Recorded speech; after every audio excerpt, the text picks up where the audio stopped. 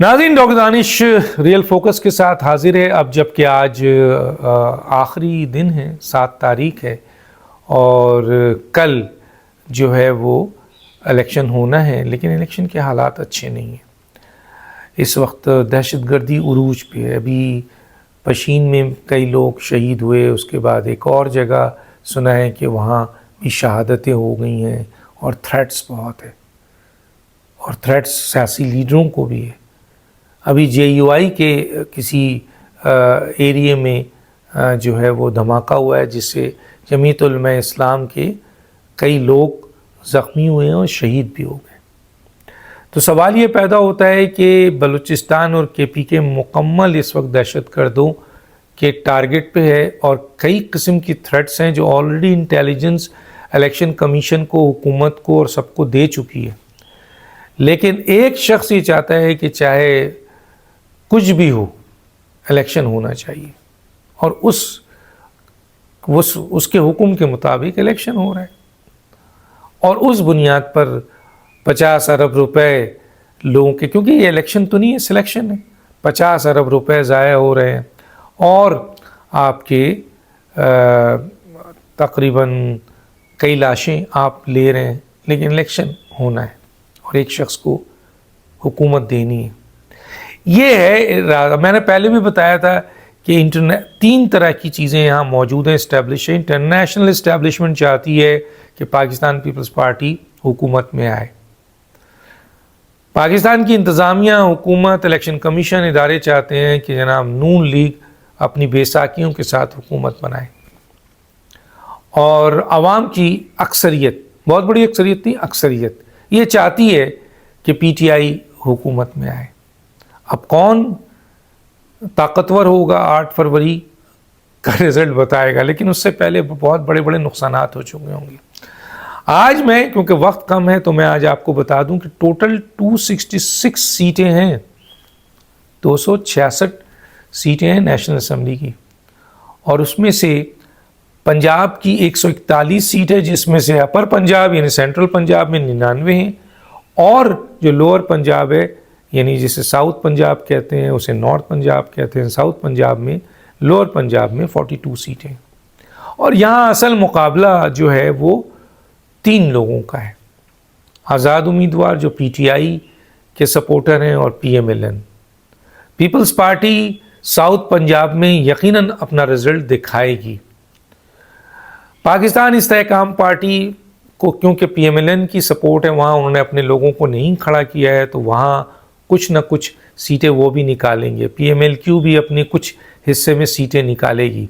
लेकिन मैं यहाँ पे जो बात करने जा रहा हूँ, ओवरऑल 266 सीट की कितनी सीटें अगर फेयर इलेक्शन हो जाए, क्योंकि मैं इस वक्त जो गुफ्तगू कर रहा हूँ एक इलेक्शन की कर रहा हूँ, वरना ये बात तो अभी तक इस्टेब्लिश है कि एक और वो खुद सियासी जमातें भी एक्सेप्ट कर रही है, उस सियासी जमात कि जनाब ये इलेक्शन नहीं, सिलेक्शन है और हमें लाया जा रहा है, और इस सिलसिले में वो एडवर्टीज़मेंट भी दे रहे हैं। तो बहरहाल अगर मैं इलेक्शंस की बात कर रहा हूँ कि इस इलेक्शंस में अगर इलेक्शन हो जाता है तो 99 सीट जो है उसमें से PMLN कितनी सीट लेगी, क्योंकि सबसे बड़ी जमात पंजाब की PMLN है, और मियाँ नवाज शरीफ साहब इलेक्शन लड़ रहे हैं, और PTI के जो कायद हैं वो आपके जेल में हैं, और उनके लोगों को इलेक्शन लड़ने खुल के नहीं दिया जा रहा है, इसमें कोई दो राय नहीं है। और पूरी ताकत PMLN के साथ है, इंतज़ामिया की, हुकूमत की, इलेक्शन कमीशन की, इदारों की, सबको। तो इसके बावजूद PMLN कितनी सीटें 99 में से निकाल लेगी। तो बड़ी रिसर्च की हमने, मालूमात ली, कांटेक्ट किया, बात की, लोगों की किया, PMLN के लोगों से किया, क्योंकि लाहौर की जो 14 सीट है, एक ज़माना था कि 12 सीट 13 सीट PMLN ले जाती थी, लेकिन पिछली दफ़ा आपने देखा 2018 में कुछ और हुआ। लेकिन आज PMLN इतनी मजबूत नहीं है, क्योंकि मियाँ नवाज शरीफ साहब को 16 महीने की रेजिस्टेंस भी है, इसके बावजूद कि तमाम सपोर्ट है। दूसरा, उनका बयानिया चेंज हो गया है। तीसरी, उनकी तंजीमी पोजीशन ख़राब है। चौथा, उनके अपने वोटर्स और लीडर नाराज़ हैं, क्योंकि इन्होंने खोकर फैमिली को 6 सीटें दे दी, खुद सीटों में बैठ गए, तो काफ़ी जो लोग इनके हिमायती, बट, अराई दूसरे थे, वो इनसे अब नाराज़ हैं। तो इस लिहाज से बड़े चैलेंजेस हैं मियां नवाज शरीफ साहब को और PMLN को पंजाब के अंदर। और अब जबकि बिलावल भुट्टो भी कूद पड़े हैं, कई सीटों पे PMLN इस्तेहकाम पार्टी को सपोर्ट कर रही है, जैसे ओन चौधरी हैं, जैसे आपके अलीम खान हैं। तो बहरहाल इस 14 सीटों में कितनी सीट PMLN हासिल कर लेगी, बहुत ज़्यादा अगर हुआ तो 6 सीट लाहौर से PMLN निकालेगी। वो भी अगर PMLN की को क्या कहते हैं वोटर टर्नआउट कम रहा, क्योंकि एक बात ये तय है कि वोटर टर्नआउट रहा तो आज़ाद उम्मीदवार जो PTI के सपोर्टर हैं और PTI अपने वोटर को बैलेट तक ले गई तो बहुत बड़ी तादाद में वो जीतेंगे। लेकिन अगर वोटर टर्नआउट रहा तो PMLN बड़ी एक्सपीरियंस पार्टी है, किस तरह मैनेज करना होता है वोटर को, तो वो उनको उनकी जीत नज़र आएगी। लेकिन इसके बावजूद कुछ लोग 4 कह रहे हैं, लेकिन बहुत मैक्सिमम 6 से 7 से ज़्यादा सीट PMLN लाहौर में नहीं ले जा सकेगी। ये एक इंफॉर्मेशन के ऊपर रिजल्ट है, ज़रूरी नहीं कि ये हो, क्योंकि आपको पता है कि ये इलेक्शन नहीं है, सिलेक्शन है। लेकिन हम इलेक्शन की बात कर रहे हैं। अब आइए 99 सीट जो अपर की है उसमें कितनी सीट ले जाएगी PMLN।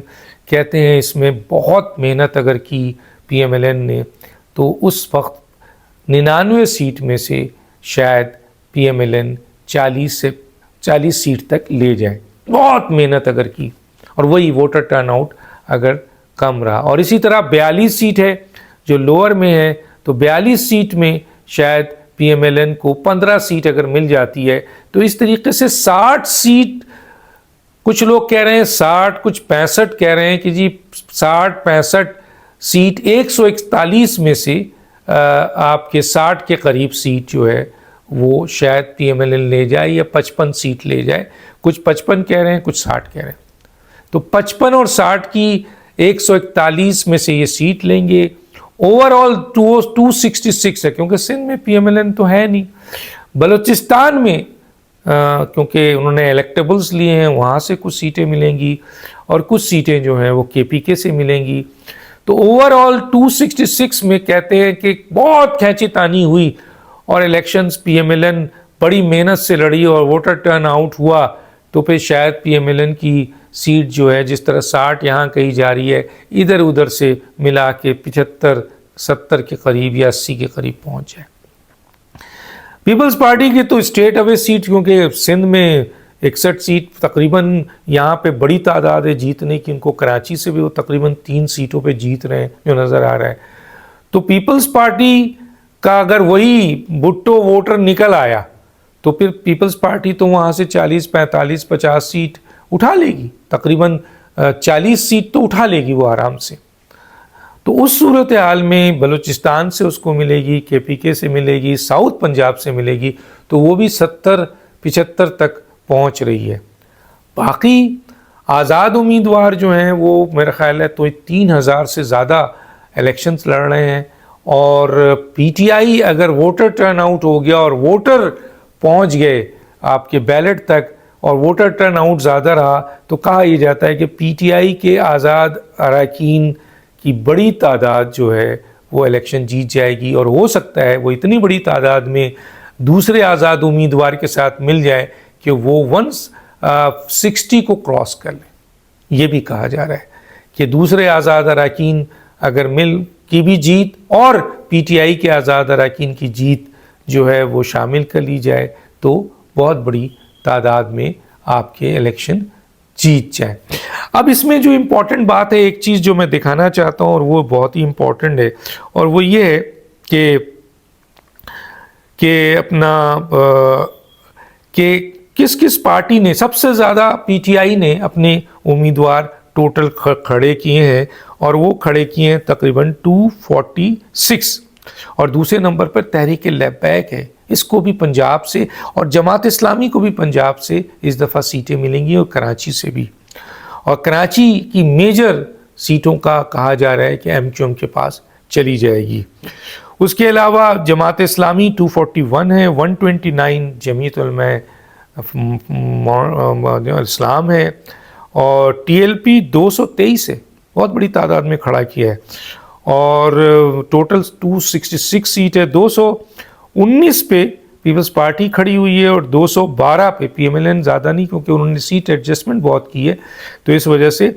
और इसी तरीके से मैंने PTI का बताया, तो ये सबसे ज़्यादा जो है इस वक्त PTI है जो आज़ाद रहा है, उसके बाद TLP है, जमात इस्लामी है, फिर पीपल्स पार्टी है, फिर PMLN है।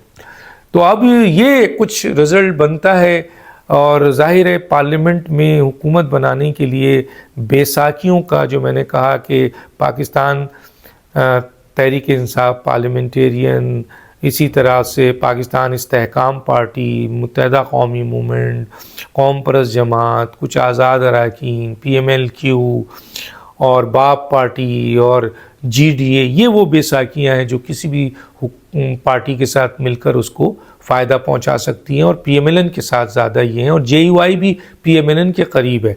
लेकिन पीपल्स पार्टी भी तकरीबन सीट जीत रही है। अगर वो आज़ाद अरकान को अपने साथ मिलाने में कामयाब हो गई तो फिर उसकी हुकूमत बन सकती है, सिंपल मेजॉरिटी इतनी आ जाए कि वो हुकूमत बना सके। देखिए कल का इलेक्शन क्या होता है। सिलेक्शन है, मैंने आज जो तज्जिया दिया है वो इलेक्शन का दिया है। डॉक्टर दानिश को याद दीजिए। अल्लाह हाफ़िज़।